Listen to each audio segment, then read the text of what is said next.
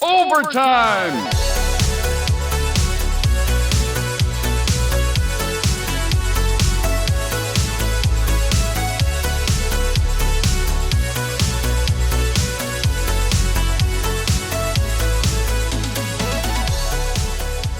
All right, in this episode of Overtime Arcade, we're going to work on my Primal Rage cabinet right here.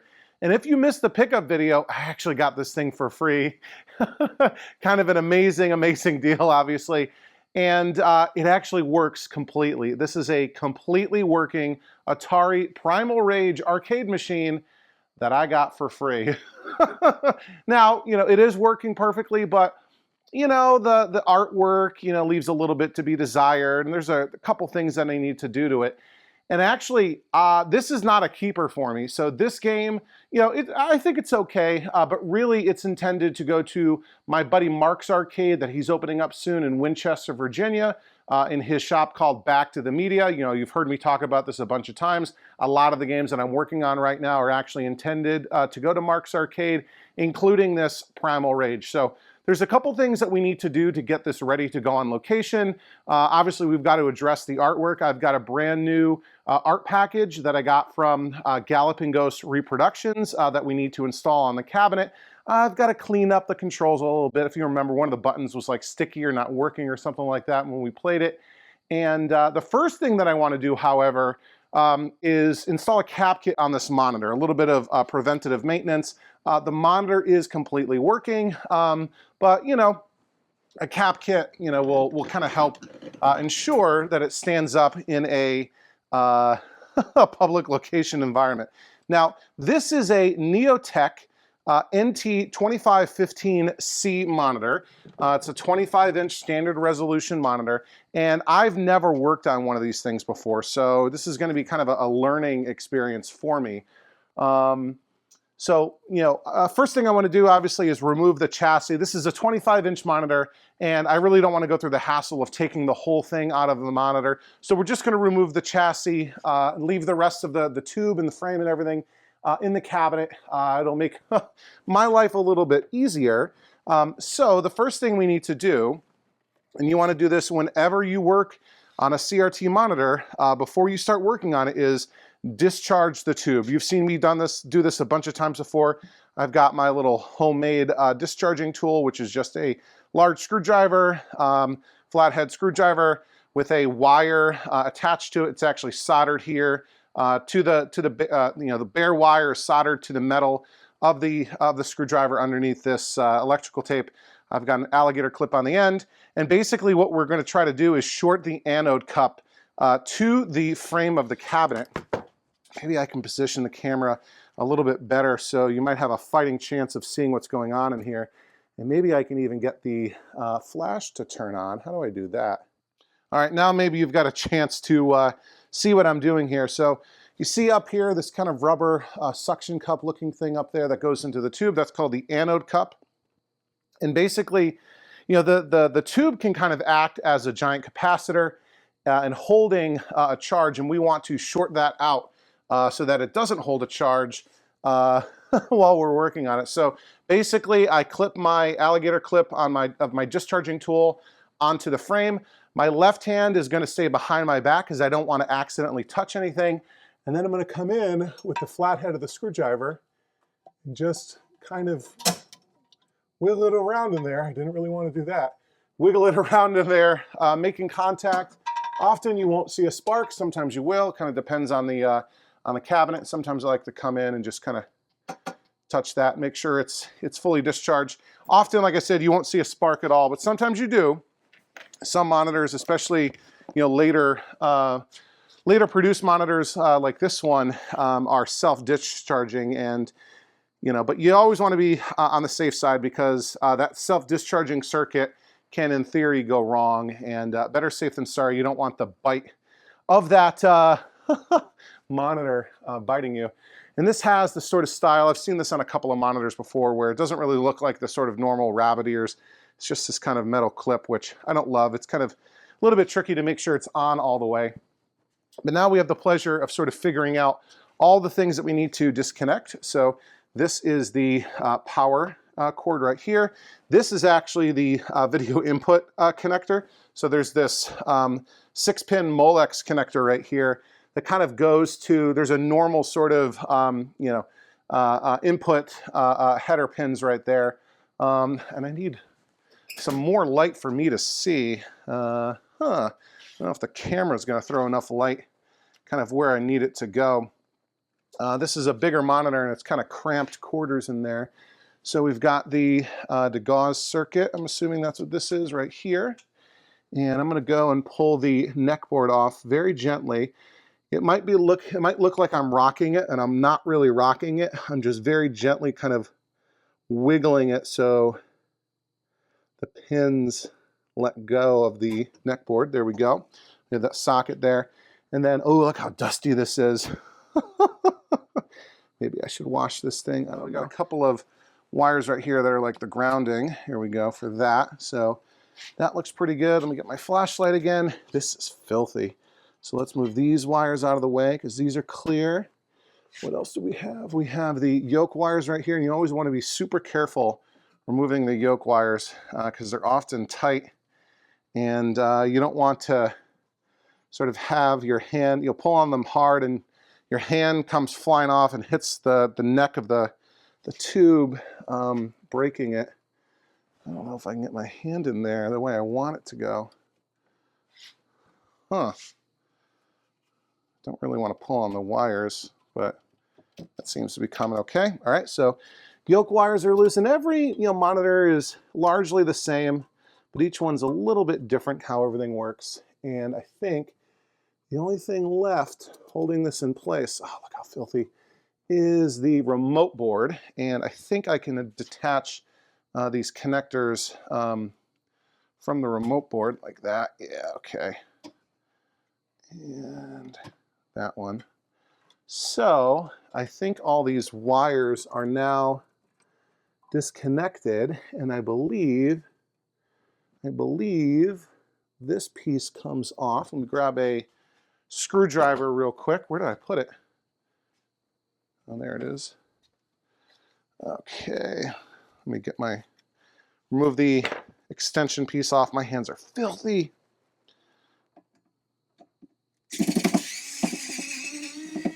All right, that's one screw, and hopefully I can fit this in over here. All right, I need to get like a longer manual screwdriver. Hopefully this is what frees the chassis. All this dust is making me want to sneeze. We're gonna have to do something about that. So there's that second screw. And I believe this should come out, and it does. But now how do I maneuver it out of the cabinet? So again, there's not a ton of room to maneuver in here. Oh man. What do I do? Oh, can I come down like this? Yeah, okay. That's how you do it. All right. So, put this down on the table real quick. So there we are, just what's remaining of the tube and the remote board. Bunch of wiring. Looks pretty good though. And then over here on the table, next to my citronella candle to keep the bugs out, which isn't really working, we've got our monitor. Nice and filthy, dust everywhere. I don't want to work on it while it's this dirty, and I also don't want to like wash it because that'll take too long to dry. So let me go hook up my air compressor, and we'll do our best to blow all of this dust off. So let me go set that up. All right, now I normally clean monitors, and you've seen me do this before by washing the whole thing, but I don't want to do this because I want to work on this tonight. So I've got my air compressor set to pretty low pressure, like 25 pounds or so, and I'm just going to blow the all the dust off and maybe wipe down maybe the wires or something with some paper towels. So here it goes.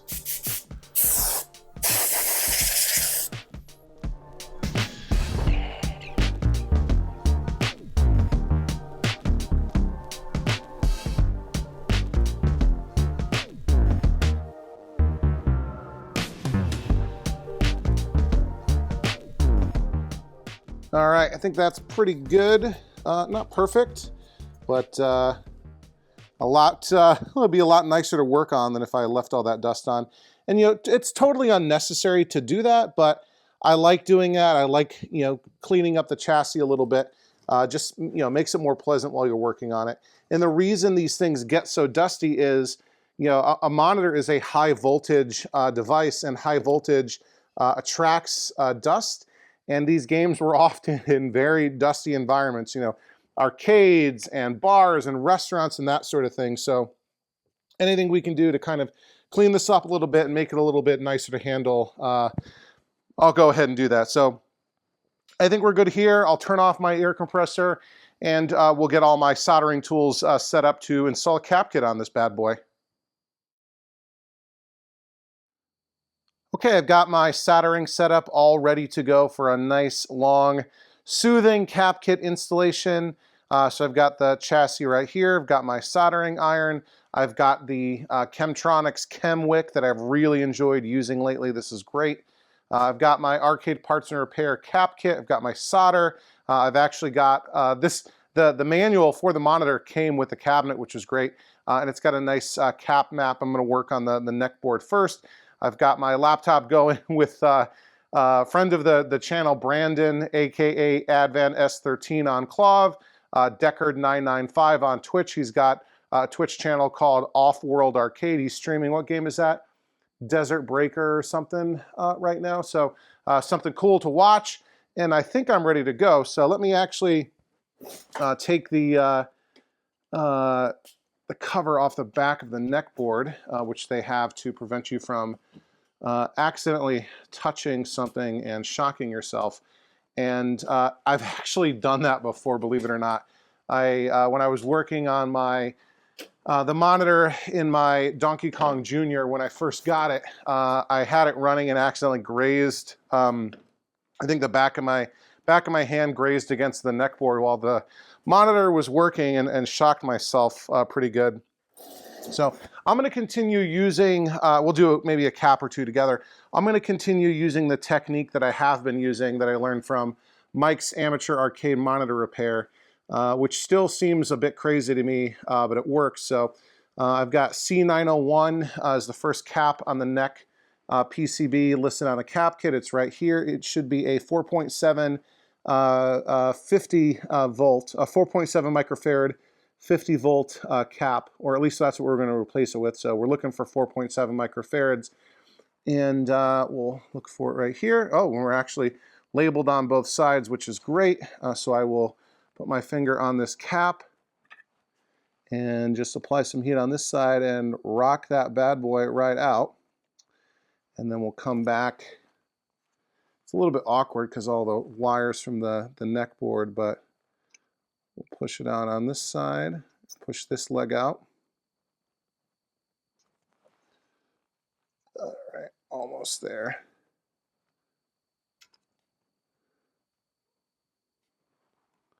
Come on, there we go. And we are out, and that is if it'll focus, I'm not sure that it will. That is a 4.7 microfarad, 50 volt capacitor. Looks like it's not even marked with the manufacturer. But we'll be putting nice new high quality Nichicon caps in there. So let me come over here with my Chemwick solder braid and just clean up these vias, cleaning up the old solder. Hopefully my head's not in the way. I always say that, and my head's always in the way. Sorry about that. But that looks pretty good. So we'll take our brand new Nichicon 4.7 microfarad 50 volt capacitor.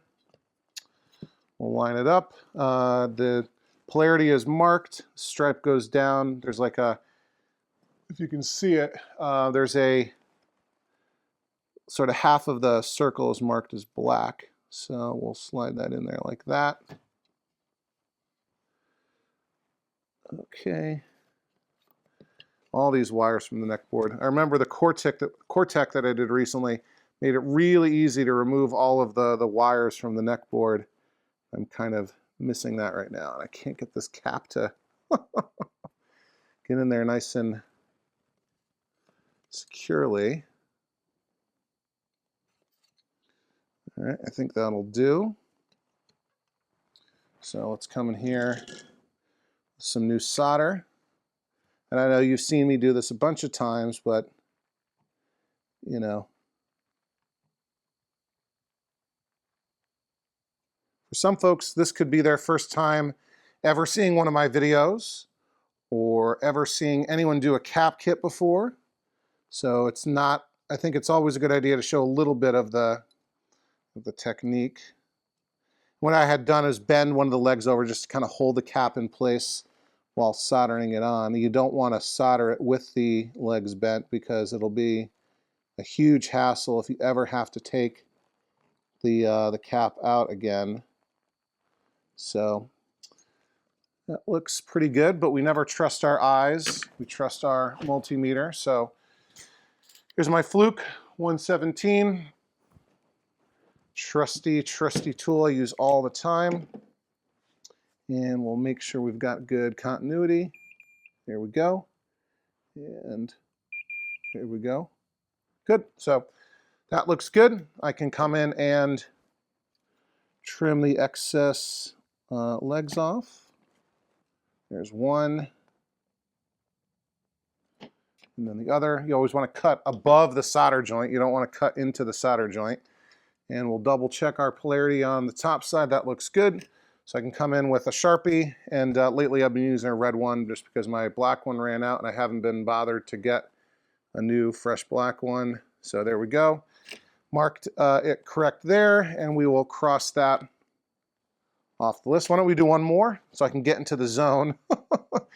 And our next one is C903, which is right here. So let's see. Yeah, and again, it's marked on both sides of the PCB, which is great. I love that. So that's rocked out. And that's almost rocked out. Smaller caps, sometimes you gotta really yank them out of there. There we go. So again, we have a 4.7 microfarad 50 volt, which is what we are expecting. And let's clean out the vias, I think is what they're technically called, the mounting holes on the PCB. And that wick just sucks that solder right out. But now our vias, or holes in the PCB, are clear. So C903 on the neck board should also be a 4.7 microfarad 50 volt capacitor, which is what we have right here. A nice new Nichicon high quality cap from Peter at arcadepartsrepair.com. And there we go, popping that one in there. And no, Peter is not a sponsor. I am just a very satisfied and loyal customer of arcadepartsrepair.com and really appreciate the service that Peter does for our hobby. And he also supports the pinball hobby, of course, and lots of other related things. Yeah, these sort of like pre-bent legs are always a little bit tricky to get them to really go where you want them to go, but because I always like having nice sort of straight caps in my PCBs. Oh, I don't like how this one's going in. Might have to redo that. We'll straighten out this one. Solder that into place. All right.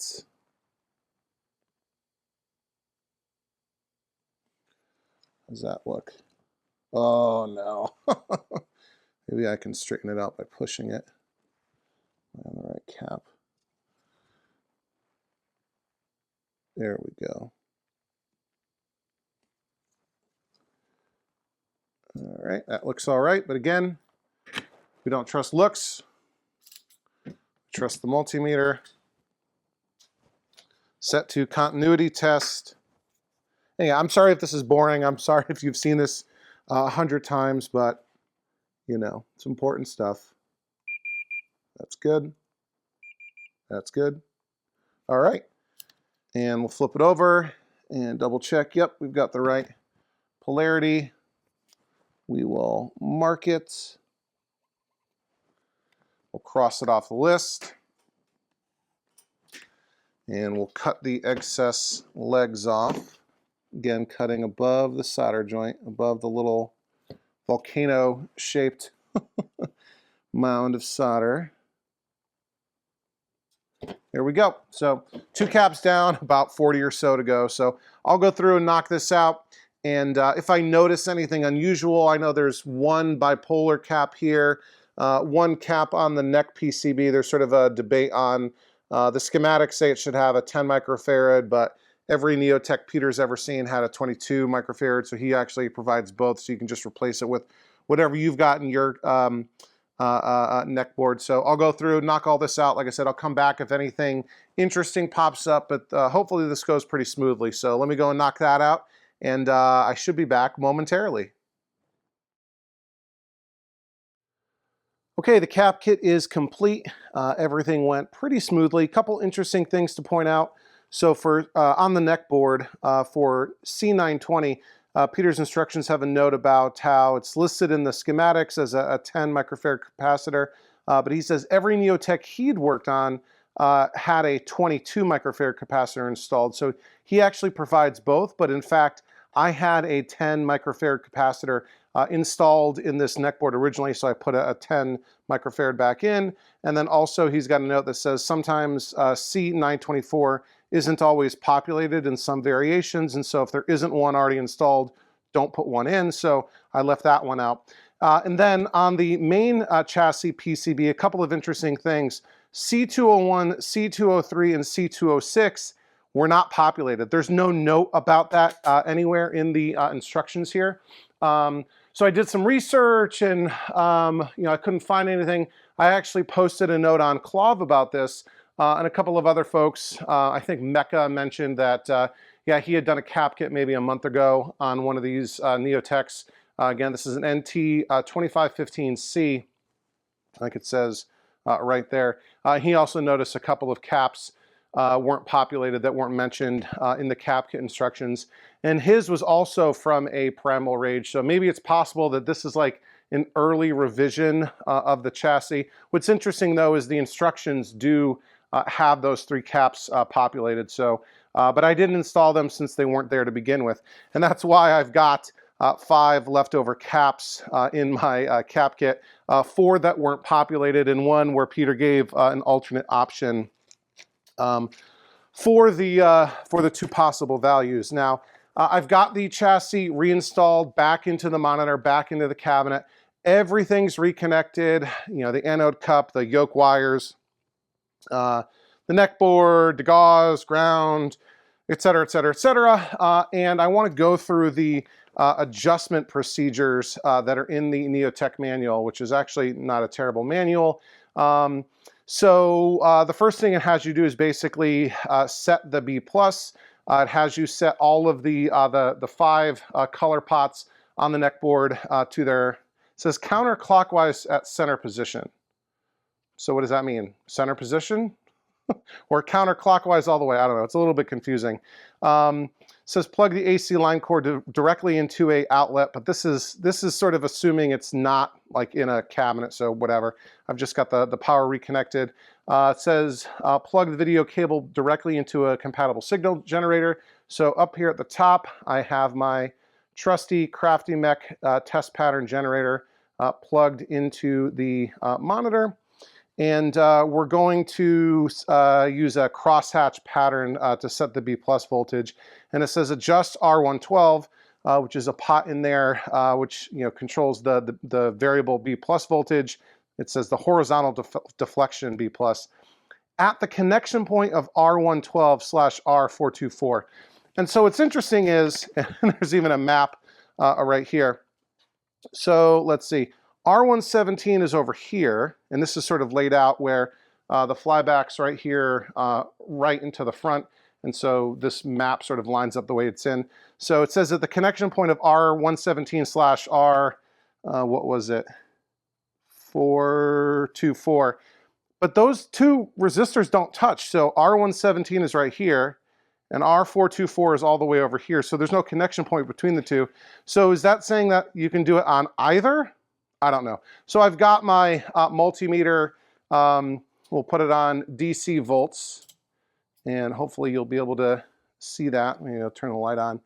I've got it connected to one of the, and so both of those resistors are big, you know, multi-watt resistors, and they're raised off the chassis PCB. So I've got the multimeter, or an alligator clip, connected to one of the legs of R117, and I've got it also going to my multimeter, and then to the red lead, and I've got the black lead connected to the chassis frame. So once we get this powered up and we set it to a crosshatch pattern, we should be looking for about 125 volts DC, and so we'll be able to use that pot to adjust it. So I think, yeah, just I have my headlamp on. I don't know if that's helping. I mean, it's helping me see what's going on in here. But yeah, I think we are ready to go. So let me go ahead and plug this thing in. All right. I will turn on the test pattern generator. And here we go, turning on the cabinet. 3, 2, 1. All right. We have HV. I hear the game playing. But that's 26 volts. I mean, I have an image. It's all screwed up. I don't know what to make of this. Let me show you what I'm talking about here. I'll turn off the headlamp. All right. So we have something going on here. These colors are all jacked up, all kinds of weird stuff. So I don't know what to make of this voltage. Let me do a little bit of research and try a couple things out, and we'll see if we can get the right B+ reading here. But yeah, it says 26.42, which is not 125. Okay, I got it all figured out. There are a couple things that were going on. So one, I accidentally had the the multimeter connected to the wrong resistor. There's a couple of resistors in that area that are raised. I had it on the wrong one, moved it to the right one, and we got right in the ballpark of 125. I adjusted the B+ adjustment pot, and it kind of dances around 124.9, 125. So I'm going to call that nice and locked in with the crosshatch pattern from the test pattern generator. The other issue that I had is it sort of tripped me up a little bit. The video signal connector here is almost backwards from normal. So my test pattern generator is designed to go, you know, it goes from left to right, red, green, blue, ground, and then the sync pins. But this Neotec actually has them in reverse. It goes from right to left. So I kind of had to flip the connector around and kind of sort of force it in there. It doesn't really fit properly, but the pins are making contact and we're looking good. So let me actually change this to the color bars, and we'll bring you around and just show you how gorgeous this monitor is looking. So I actually went, and it wasn't that far off. Oh, let me change the refresh rate real quick. All right, now the camera's optimized for the monitor and not really anything else, but look how gorgeous that looks. And I still have my headlamp going. Hold on, let me turn that off. There we go. This monitor is drop dead gorgeous. The image, it's so bright. The colors look so nice. I really only had to tweak it a little bit of geometry, a little bit of color balancing, and you know, look how white the white looks and how black the black looks. And you know, if you step back, it'll look even better. You get some, you know, some weird effects with the refresh rate, that bar like going through. That's only on the camera, not in real life. This is gorgeous. So I'm really happy with how this came out. So yeah, let me turn the TPG off, plug the the game back in, and we might have to make some adjustments. You know, that's fine sometimes. Sometimes you have to adjust the sync a little bit. Sometimes you have to adjust the geometry and colors a little bit when you put the game in, because the game, you know, the video signal that the game produces is going to be typically a little bit different than the TPG. So let me go ahead and take care of that, and then we'll see how nicely Primal Rage is running on this monitor now. Okay, and here's how it's looking with the game board plugged back into the monitor. And this is this is a good looking monitor. I mean, even, you know, it's now daytime in the garage, the lights are on, and it is, you know, there's no problem seeing this thing. So bright. I actually had to turn the brightness a little bit down. It was kind of too high. But yeah, monitor looks great. The only thing, and I don't know if this is even going to show up on camera. Let me see if I can get real close. And maybe you can kind of see it. There's a bit of an interference pattern going on. You can kind of see it almost looks like snow falling. It'll move a little bit. And that was not apparent when I had the CraftEMEC test pattern generator, the TPG, plugged in. Sometimes you can see it when, if I get real close, I don't know. It's right now it's sort of like snow is falling in this direction, and now it's moved to this direction. So there's you can see it better, I think, on lighter backgrounds. There's a bit of interference, and like I said, this was not showing up with the TPG, so I don't actually think it's coming from the monitor. I believe it's the game board that's producing that interference. And, you know, typically when you have this kind of thing, one thing to check is the power supply. So the power supply could be the source of this interference. And even though this power supply is obviously working because the game is working, it could still be causing this interference. So we get the camera mounted on the tripod, and we'll actually replace this power supply. It has a little sticker on it where somebody wrote "Good September '98," but we're going to install, we're going to replace it with a new one and see if that makes the interference pattern go away. So yeah, here's the power supply that came with the cabinet. And again, it's working, but it could be causing the interference that we're seeing on the monitor, and we can't have that. So I've got a new power supply here from Peter at arcadepartsandrepair.com, and we're gonna go through the process of basically moving each wire over one by one. And it's important to do that because sometimes the layout of the position of the lugs on the power supply isn't exactly the same. So you can't just go, you know, top to bottom. You have to go by the marking. So the other thing I know is I've read that Primal Rage PCBs actually like the 5 volts a little bit on the high side, maybe like 5.2, 5.3, 5.4 volts. And if you don't have that, you can have watchdog issues and other sorts of bad things. So before I do anything with the game running, I'm going to use my multimeter to see what the 5 volts is actually running at. So we'll put this here somewhere where we can see it. And we'll come in and untangle the wires and put the ground on ground. Hopefully you're going to be able to see this without my hands in the way. Come on, I'm bumping everything. Ah! Okay. All right. So the ground's on ground. 5 volts is on 5 volts. And we see it's actually low.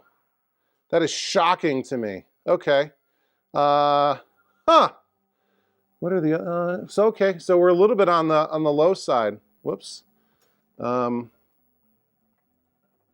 of cramped in here, especially trying to not, yeah, 4.9. So that's interesting. So the fact that it's low, I was not expecting that. Anyway, turn off the game and give it a second, and we'll open up the box for the new power supply.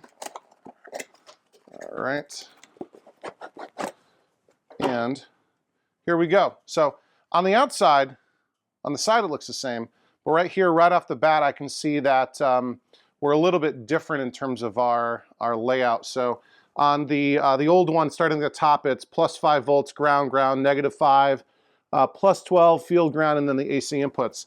And here 12 is on top, then -5, then ground, then +5. So again, we've got to make sure that we adjust, or we put the wires where they go per the labels, not, you know, sort of top to bottom. The other thing that's a little bit interesting to me is there's nothing connected to the field ground lug on the power supply, and that could be another thing that's causing this interference pattern, is a ground issue. Now there is a ground lug right here, and there's a bunch of green, presumably ground wires connected to that, and then there's a fuse right there. Let me just test continuity between that and the field ground lug. So got my multimeter on continuity, and field ground is the third one. So right there. All right, so we do have continuity back to ground, and I'll even test it on the... So, okay, so it is grounded. I guess through the metal mounting plate is, you know, providing the ground. It's a bit strange, but that's okay. And I think that'll do the same on the new one. So we've got the new one here. I'll just make sure that the... Otherwise, we'll just have to run a wire. So here's field ground. Oh, okay, that is also grounded there. So that's good, so we're not gonna have to worry about that, and that also rules that out as the issue. It's possible that this old power supply is just, you know, got a bad cap in it or something. I think there's a filter cap inside. Again, this takes AC voltage, turns it into DC voltage. So there could be a filter cap in there that's just a little bit wonky. So one important thing to point out with the power supplies that Peter sells is they support both 220 and 120 input, right? So down here, there's a little sticker on the bottom. It says 240/100 volts is selected by switch before power on. Please check input voltage, avoiding damage. And Peter has a note about this on the product listing page on his site, and these actually ship sort of set for 220 or 240 voltage, which I think is like European power. And there's a little sliding switch on here that we need to move to the right. Like I can read it right now, you're not gonna be able to see it. It says 220.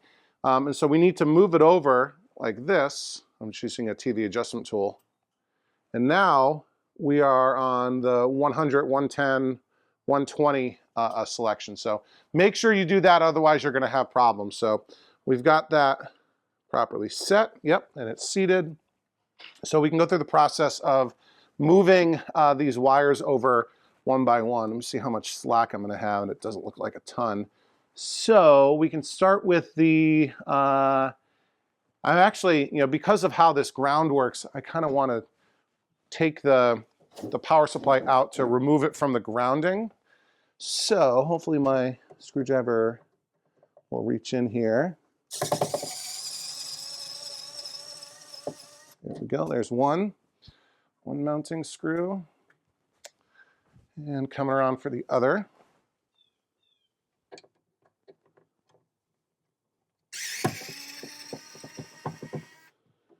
All right. So we'll do this. And all these things are kind of connected. All right. This is like wrapped around. I think we might be rerouting these things just a little bit. Let me see if I can, I kind of need it to be here. Let me start by putting the new power supply in.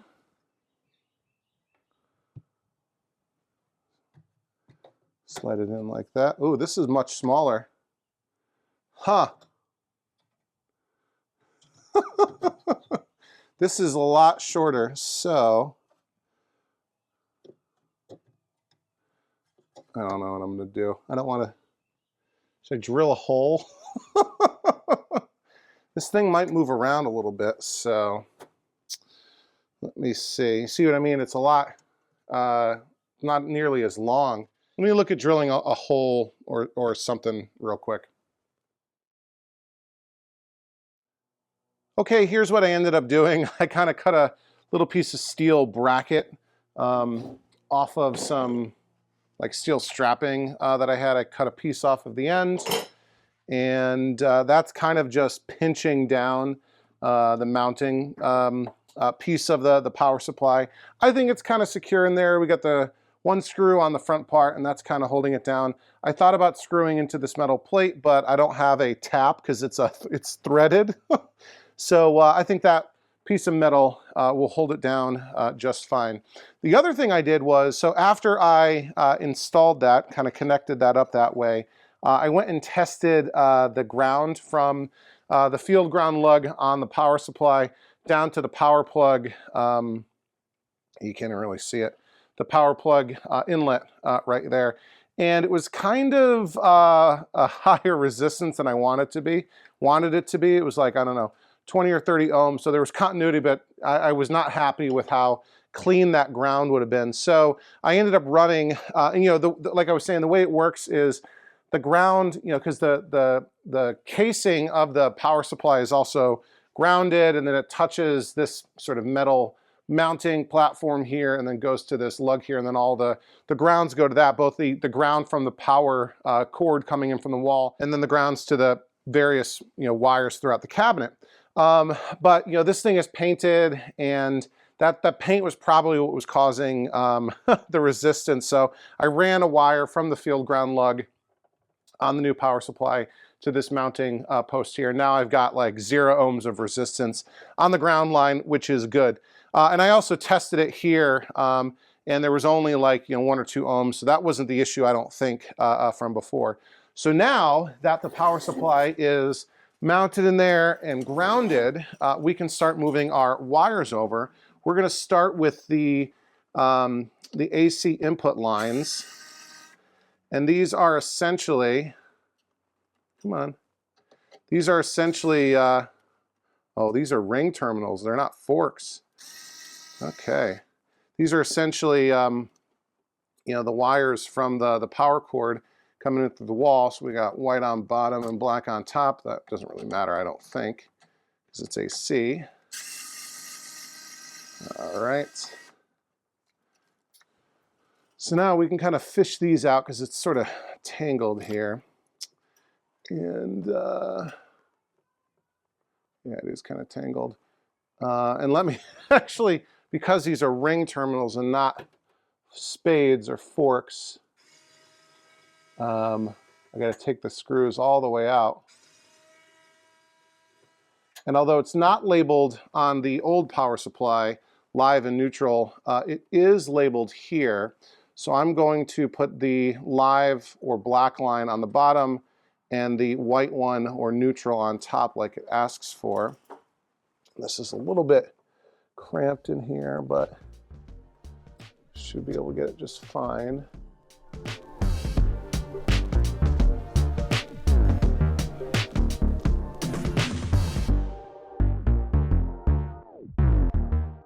All right, so now we've got our AC live and AC neutral wires connected to the new power supply as well as the field ground.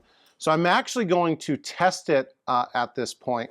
Let me grab my multimeter. You know, and even though I know you really can't test power supplies without a load, but at least I can see if there's, you know, if it's way too high or way too low. So let me get my multimeter with my alligator clips on. We'll put the black on ground. Actually, I'll do the red one on 5 first again because it's different layout than before. So 5 is right here. And the ground is, we'll grab this one right here. So now let me plug in the cabinet. All right. And we'll turn our multimeter to DC volts. And we're looking for something around 5. Got my adjustment tool if I need to make an adjustment. We'll turn it on, 3, 2, 1. And we're 5.2, just a little high. So I'm going to come down to 5.1. Right about there. And again, this was running at 4.98, so right at 5. But you know, there's no load attached right now, so I think that's good. We'll go ahead and I'll go ahead and transfer the rest of these wires over again, making sure that, you know, 5 volts goes to 5 volts and -5, there actually is no -5. 12 volts goes to 12 volts and the grounds go. So let me go and do that real quick and then we'll be ready to fire it up and hopefully this interference pattern on the monitor goes away. Okay, we're all wired back up with the new switching power supply. So this is kind of the moment of truth. I don't know if you can tell, I actually lost one of the lug screws and it fell into the crevices of this cabinet. This cabinet's kind of weird. There's like this void behind here. Like I can access this half, but there's sort of a vertical board here and there's no really good way to access the void back here. So I don't know if I have to go through the speaker panel or what, but we'll get that screw at some point, and it's okay because there's nothing that goes onto the -5 volts with Primal Rage. So I've got my multimeter set up and we're ready to make sure we're at 5 volts. So throw in the switch. Here we go. 3, 2, 1. Here we go. 5.05. I'd say that's pretty good. I hear the game playing. So let's come around to the front of the cabinet and we've got even more. Oh my gosh, there's even more interference than before. Now it's very, very visible and I don't know what to make of that. I don't know what to make of that at all. Do I want to get rid of a ground? Do I need to add a ground? Oh, my marquee light is out. Was that out before? I can't remember. Yeah, I don't know. I don't know what's going on. But I think we're probably going to have to wrap the video up there, unfortunately. I was hoping to get this all done at once, but maybe not. You know, we were gonna, I still need to install the new reproduction side art, and but we decided, I was talking to Mark, we're gonna redo the vinyl too. So this is a sticker on top of vinyl, on top of particle board, and there's some bits and pieces where the vinyl is not perfect, and I could have maybe, like you can see some spots here, where I could have maybe filled it in with a Sharpie or paint or something. Sorry, I just kicked the tripod. But I think we're going to redo the vinyl. And actually, you know, so I ordered the vinyl and it actually just got delivered. So here's the roll of vinyl. So, but we're going to have to do that in a future video. We'll figure out what's going on with the interference on the monitor. We'll install new vinyl, install the whole new reproduction art package. But we're not going to be able to do that today. I got to wrap up this video. You know, it's Saturday. I've been busy with kids' baseball games and parties and stuff. I need to get this out for, oh man, I don't like, it's worse than it was before, the old switching power supply. I need to get this video out, especially today, for early access by channel members, which is one of the perks of becoming a channel member. If you want to learn more about that, click on the join button down below. You also get monthly members only live stream. You get access to a really awesome private members only Discord server. Yeah, please do all the things that YouTube wants you to do. Like, share, comment, subscribe. You know, Ty, our friend Ty, has really been on my case to get this video out, kind of joking with me. But if, you know, you've probably heard the name Ty Loria before, you know, long time, you know, well-known person in the hobby. He's got a YouTube channel too. I'll put a link in the video description down below. And Ty is so close to 4,000 subscribers. He's at like 399 or 3,990 something. So if you aren't subscribed to his channel, he does arcade stuff, other video game kind of stuff, other things too. You know, click down below in the video description, go to his channel, make sure you're subscribed, get him over 4,000. But yeah, Ty's a good guy. I really want to help him out. So I think that'll do it for another episode of Overtime Arcade. As always, I'm Charlie. Thanks for watching. We'll see you next time. Overtime!